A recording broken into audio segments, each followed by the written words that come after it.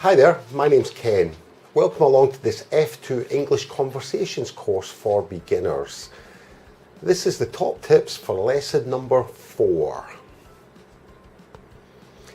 In spoken English, it's really important to have good habits. And one of the good habits when you're learning to speak English is to remember that English has a rhythm to it when we speak. We will generally break the sentences into small sounds, if you like. Now, the sounds will normally be separated by things like prepositions or articles. And I'm just going to explain to you a few things that are happening in lesson number 4. Now, lesson number 4, the topics that we're going to cover are to talk about comparing heights between people, to talk about things that you like and that you prefer. You can use why in questions and because in answers, and also using about and exactly and how to use these. Now, this lesson is for beginner students, so the vocabulary and the structure are going to be very basic. But if you follow the lesson, it will really help to improve your pronunciation, your smoothness, and also to speak English that little bit clearer. I'm going to show you how to speak in small sentences to get a rhythm when you speak. So the first thing we're going to look at in this lecture, the first topic, is taller than and shorter than. Because taller than and shorter than, the words, we put them together. So we don't say taller than and we don't say shorter than, we put them together so it becomes more smooth. Taller than, shorter than. So practice this when you go through the lesson. Have a listen to this. Taller than,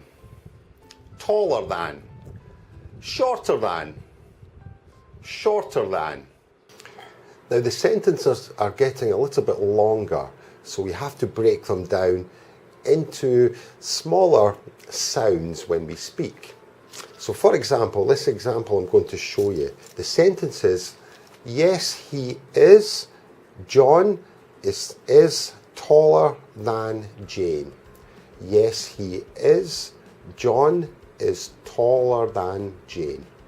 But when we speak, we break it down and we make it a little bit smoother. So it becomes, yes, he is. There's the S sound again. Yes, he is. John's taller than Jane.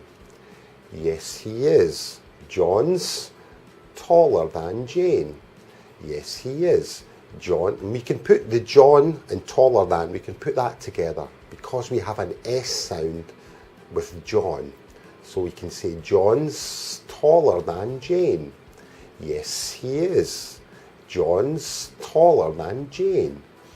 So practice this. Have a listen. Yes, he is. John's taller than Jane.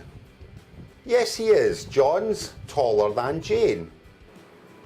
The next part, if you watch for this to be able to speak smoother, the sentence is, Peter and Paula are shorter than Jane.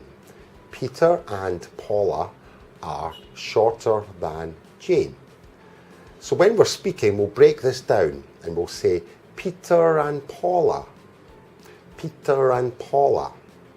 Then the next part, are shorter than. Are shorter than. And then the last part is Jane. So Peter and Paula are shorter than Jane. Peter and Paula are shorter than Jane. Have a listen. Peter and Paula are shorter than Jane.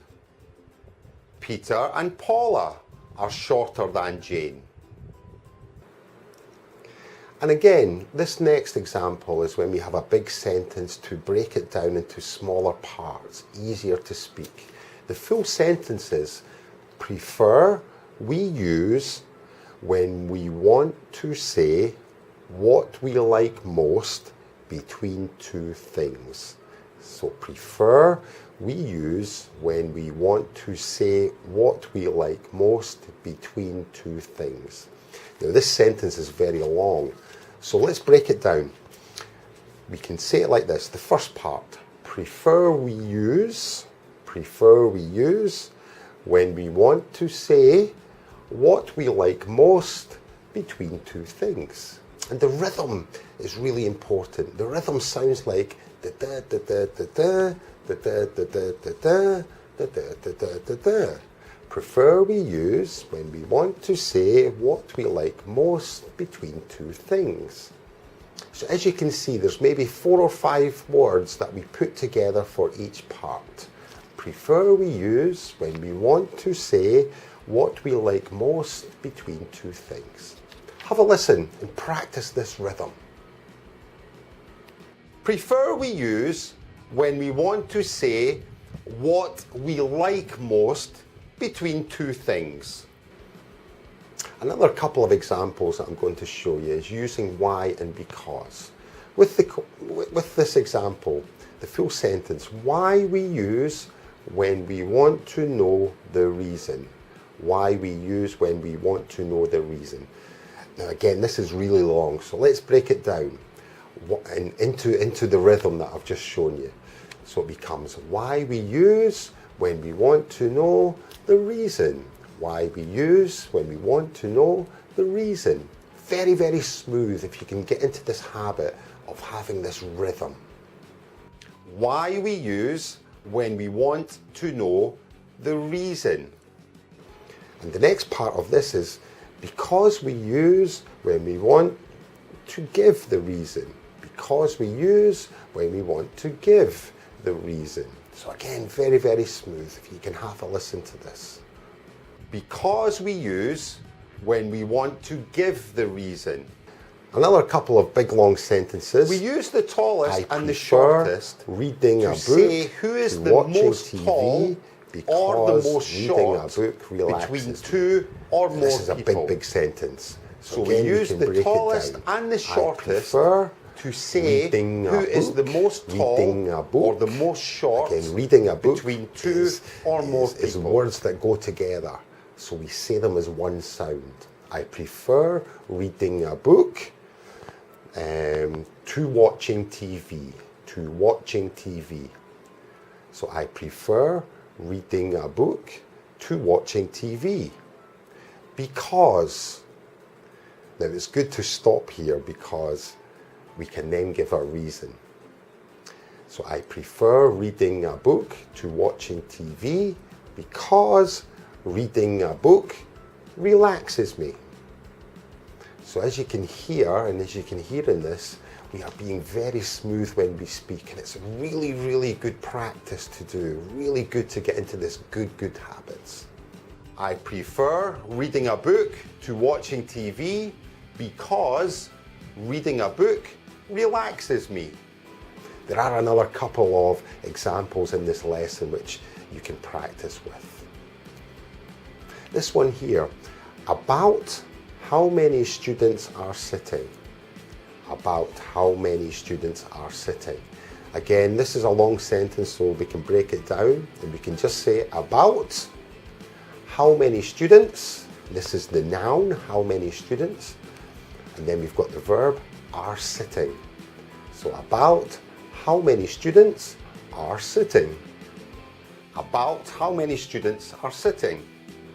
So again, we can, if you have a look at the structures, we can break this down into be able to speak that little bit smoother. There are about 100 people in this picture. There are about 100 people in this picture.